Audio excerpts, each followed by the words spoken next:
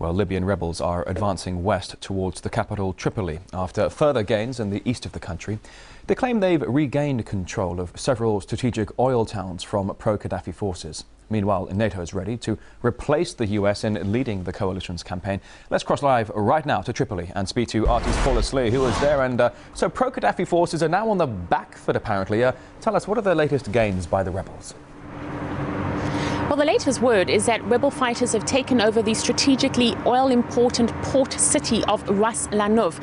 Now, there is a major oil refinery there, as well as a whole labyrinth of oil pipelines. What we are hearing is that the rebel fighters are combing the streets looking for Gaddafi's men. This win comes after earlier wins in the towns of Ajdabiya and Brega. There, we're being told that Gaddafi's men abandoned their military vehicles and escaped in civilian cars. There has almost been a 180-degree turnaround in the fighting in the last few hours and the last few days. And both the coalition powers as well as the rebel leaders themselves are the first to admit that this is because of the airstrikes by the international community. Now, the takeover of Ras Lanouf is also important because it is the last city that the rebels are reclaiming. After this point, they will essentially be on the offensive. And what we're hearing from the rebels is that they're now advancing towards the capital city of Tripoli. The next major city on the map is the city of Sirte. This is some 600 kilometers away from Tripoli. It is the hometown of the Libyan leader Muammar Gaddafi, and it is very much his strong support base. So the questions that the international community now needs to grapple with is, as the rebel fighters advance further westwards, and as they clearly are on the offensive, and as they clearly need those airstrikes, is the international community going to come to their rescue and continue with their involvement? This raises very real concerns, as we're hearing from the Libyan government. They're accusing the coalition powers of not actually being independent. They say they're taking sides and that they're prolonging the action on the ground. Essentially, they're accusing the coalition powers of bringing this country to the brink of civil war.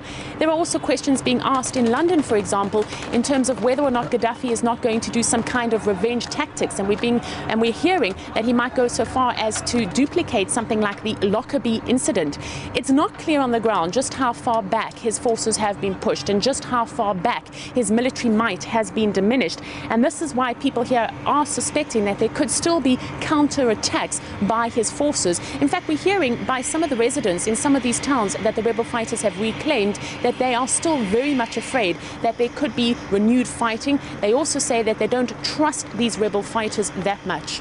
Well, Paula, as you say, rebels are apparently making headway here, but there could be harder days ahead.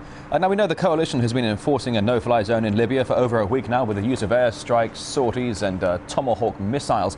But with NATO next to take control of the mission, is this move winning support among Libyans there on the ground? Well, amongst the Libyans who support Gaddafi, it certainly is not winning support. They would much rather the international community remain out of what they say is their own internal affairs. Among the opposition fighters, they are very much aware of the tension between these NATO leaders that are currently meeting in Brussels. The meeting that's underway at the moment is really to discuss whether or not NATO will take full control of the whole operation. But what we have been told is that from tonight, Sunday, NATO will be in command of enforcing the no-fly zone, and that this will be in place for around 3 months. In terms of broadening the operation, here we're hearing dissenting voices from countries like Turkey. They say that they want a very limited interpretation in terms of that UN Resolution 1973. The resolution speaks about protecting civilians, nothing more. And that is why NATO leaders are having to grapple with the question of just how far they're prepared to go militarily in terms of protecting civilians and opposing Gaddafi and his might.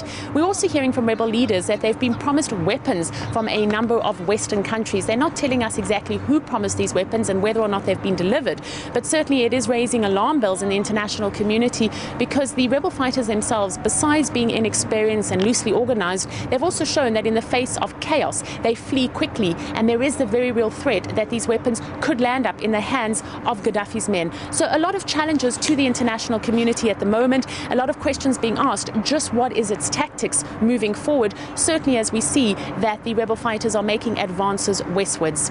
Now, Paula, it's interesting. You talk about the dissenting voices against this Western interference in Libya. We are hearing dissenting voices, as you say, in Turkey, from much of the Arab world, but also in the past few days in Brussels and London, with massive protests against austerity cuts as the governments spend millions on these military interventions. Artist Paula Slee, live from Tripoli. Thank you.